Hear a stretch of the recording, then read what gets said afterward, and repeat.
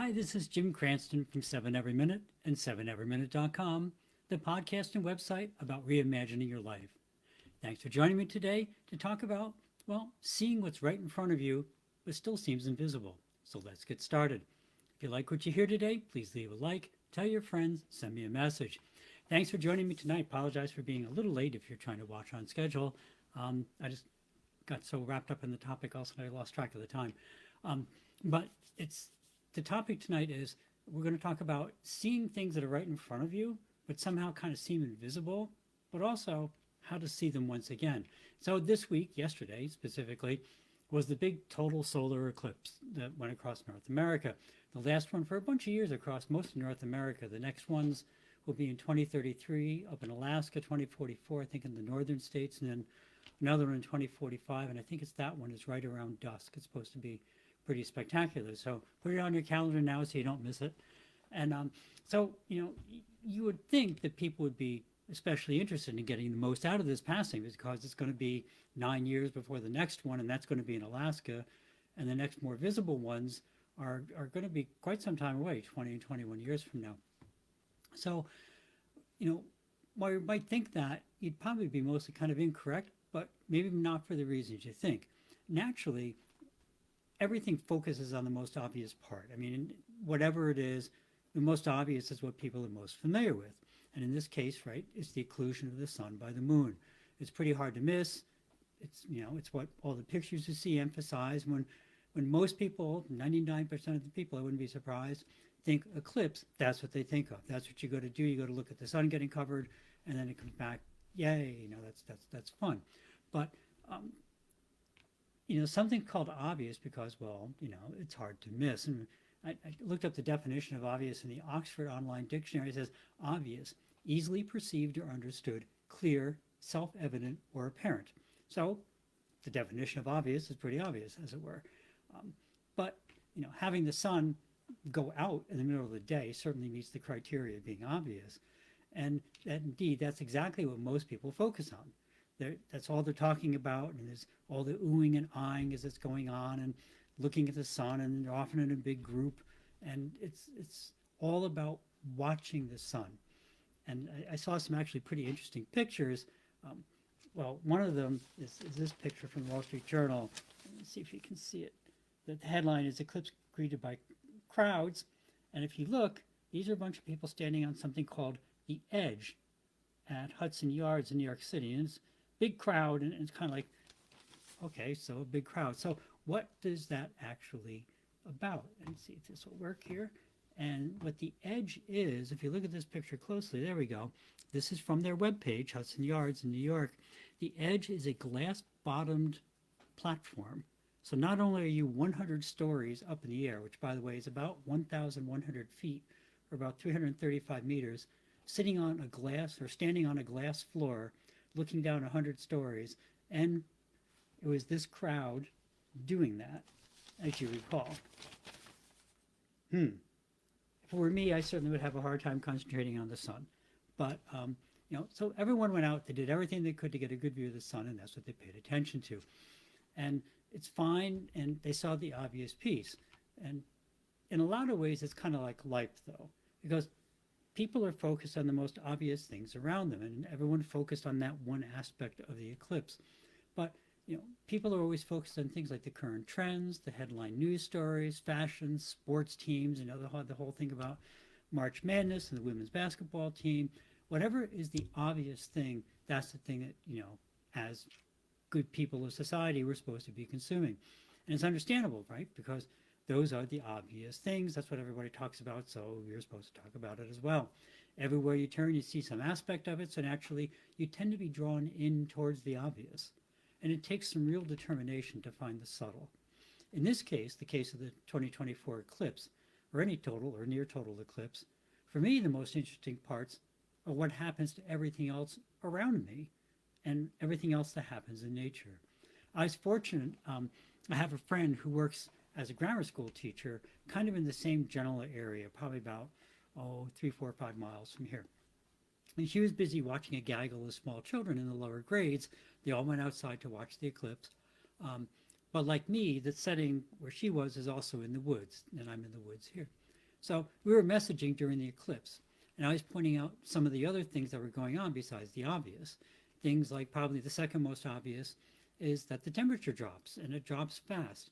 Even when the sun is still 20 or 30% visible, there's noticeable warmth that comes down from the sun, and then suddenly it's cold. So a fair number of people notice that. But then, much more subtle, is that about a half hour before the eclipse even started, all the birds settle in for the night. And they start singing their evening songs, or they stop singing altogether, and suddenly the world gets very quiet. And it isn't the amount of light or the sun angle, obviously, that triggered it, because the eclipse wasn't even going to start for another half hour yet. But they already knew that dusk was upon us. And my friend confirmed that the same thing happened in her part of the woods a few miles away. So it's not like my birds are special and only happens here, right? Whole different area, same thing happened. So, and I always love when people say how stupid animals are. I guess they knew an eclipse was coming a half hour before we did if you didn't read the paper. So I don't think they're so stupid, are they? And then all the other little furry animals, they also went to bed, including my cat, who just turned in for a good sleep. It wasn't like she was napping and watching me with one eye open. She just turned in to go to bed.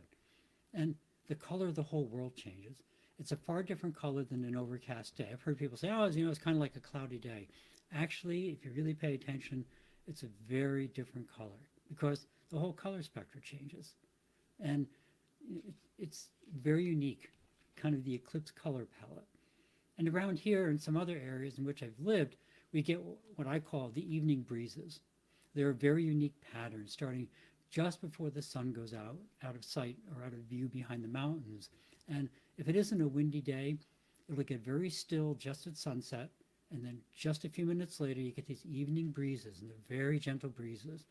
And they'll only last 10 or 15 minutes, and they usually go a different direction than the prevailing wind. And then they go away too. And then eventually the regular breezes, the regular prevailing winds return. The whole thing is very distinctive. And when I used to run every day with Moose the dog, my old dog, he and I could immediately notice them. Even when we had lost track of the time or in the woods or something, you'd hear them in the treetops or you're running down the road and it's like, ooh, it's the breezes. Wow, what time is it? Oh man, we got to get back. And the whole thing is very distinctive, but that happens during the eclipse as well. And just as the eclipse is approaching totality and the wind quieted down, a short while later, like I said, the evening breezes arrived, and it's just something you don't expect to happen in the middle of the day. Like I say, it's a very distinctive wind pattern.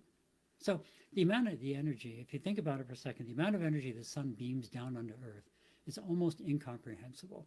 In round numbers, I used to do solar thermal stuff, still do it a little bit. There's basically a kilowatt of energy per square meter, or about 833 watts per square yard. Or trying to make it a little more understandable, think of it about 92 watts per square foot. So draw a 1 foot by 1 foot little square, put a 100-watt incandescent light bulb in the middle of it. So imagine taking these little 1 square tiles, maybe you have them in your kitchen, you've seen them in a commercial building, putting them down all over your house, and in the middle of each one of them, putting a 100-watt light bulb. Now do that over your whole lawn, down the roadway, your neighbor's lawn. That's how much energy falls on the Earth from the sun. And that's plenty enough energy to change the weather, even when the sun is only hidden for a few tens of minutes. But we still aren't done with all the other effects of the eclipse. If you're fortunate enough to be in a quiet location, you'll notice how obviously quiet the world gets at dusk.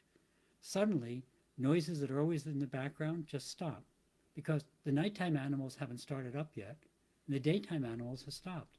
And suddenly the world gets very, very quiet, right? And it's kind of small wonder that primitive peoples thought the world might be ending because it seemed like all the living things had just suddenly disappeared.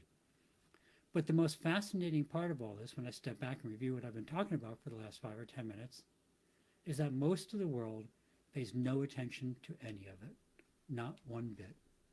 They all saw the eclipse, namely the most obvious and visible part of it, but did they really experience the eclipse? From the traffic patterns on the interstate near where I live, it appeared that many of the travelers heading back south early in the evening, a lot of people went north and west because that was where the complete totality was. But a lot of the people heading back south early in the evening, they probably left their viewing locations right after the maximum occlusion of the sun, thereby fully missing half of the event and all the related events that came along with it. For most people, they were not aware of all the other magic that was happening. And to them, it was this single-sided event that came and went. Yay! I saw the sun go out. Yippee! May I hope I'm here in 40 years to see it again. Yay! And it's kind of like they saw the obvious, but they missed so much. Now take all this discussion about the obvious and the eclipse and everything about being invisible right in front of us, and think about it in terms of what life has to offer, or the opportunities before you, your personal vision, and especially how others might guide you or give you advice. Think about defining and following your vision, setting your SMART goals, making the big 10x decisions, defining crazy huge goals, working backwards from them, to make them a reality, all the things we've discussed. But also remember that a lot of well-meaning people will tell you to do the safe thing, that you have a good job, you just stick with it for 20 years, you'll get your 2 weeks vacation, stop those silly dreams. It's great that you have those dreams, but don't take yourself too seriously. Now, this isn't advising you to be reckless, not at all. But if you've truly defined your life vision and truly worked through the steps of attaining it, and are truly driven by a passion to follow your dream, the decision really becomes, is the passion strong enough to take a risk on believing in yourself? Because other people can't see what's obvious in front of them doesn't mean that it is truly invisible. It may only be invisible to those who haven't taken the time to see what's right in front of them, and that doesn't mean that you don't have to see it as well. One of my dad's best friends, he lived up in British Columbia, in the kind of glacier area, which is most of British Columbia. And that area is not known for its beautiful lawns. Right? It's a rugged area. It's just gorgeous. But you could walk around with him, and he'd ask you, would you like a 4-leaf clover? And if you said yes, he'd pick one up and hand it to you. And if you challenged him and said, you happen to see one, and then you asked me, he'd look down and pick up a second one and hand it to you. They were there for everyone to see, but they couldn't see them. And he saw the world differently. And you can see the world differently as well. Society wants to distract you, to keep you in your place, to, you can strive and dream, but only a little bit, because if you do a lot more than that, people will think you're silly. But that's the obvious path. You can also look with different, open eyes and see what others cannot see. You can envision the future you want and how to get there, and how you can find all the 4-leaf clovers that you desire. Remember the eclipse. A million watched it, but how many people really saw all its fabulous facets? Be mindful of all that life has to offer, and life will share generously with you. Obviously, external circumstances, and one of the things we often talk about, things like wars, conflict, can make for horrific circumstances. But even in the worst of conditions like that, people regularly find ways to change their lives in amazing and unexpected ways. We all have seemingly limitless abilities once we become believers in ourselves. So that's it for the evening. When you're confronted with the obvious, especially when the obvious is common knowledge, immediately try to be aware of all the hidden gems that are really there in plain sight once we learn how to see them. Your homework, always optional, is to think about some common knowledge or obvious event you've recently experienced.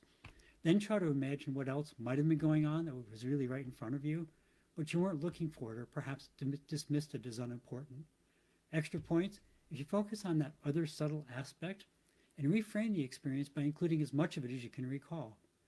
Imagine how the experience might have changed if you'd really been aware of it at the time. Now, do the same thing with your vision. That's it for tonight. As always, UKR7, links to places we can donate to help the people in Ukraine, and of course, World Central Kitchen. They've suspended operations right now in Gaza, last I read. They're trying to get some things squared away. All the aid agencies have pretty much, they get some things squared away. As we talked about, one of the best ways to care for yourself is to care for others. World Central Kitchen, they focus exclusively on feeding people in difficult situations. This is the second war zone they've been in. The other one's in Ukraine. But they operate through the world anywhere there's a disaster. But like we've talked about before, one of the biggest things, that's an obvious way to donate to a cause or whatever. That's a very good thing. But there's lots of things you can do. Either donate locally, or if you just can't afford to or don't want to donate right now to any particular cause, you can bring just a little joy into anyone's life when you meet them. Just smile, say hi, say thank you, ask them how they're doing, whatever. You know, as always, once you look outside yourself into the rest of the world, it changes your vision of the world and makes it a much more approachable and nicer place. So again, please, if you can donate, great. If you can't, just try and do something nice for somebody today. As always, thank you for stopping by. If you found something interesting or useful, please pass it along and please hit that like button. If not, please drop me a comment as to what you'd like to hear. Have a great week. Remember to live the life that you dreamed of, because that's the path to true contentment. Love and encouragement to everyone, and see you next week on 7 Every Minute and 7everyminute.com. Thank you.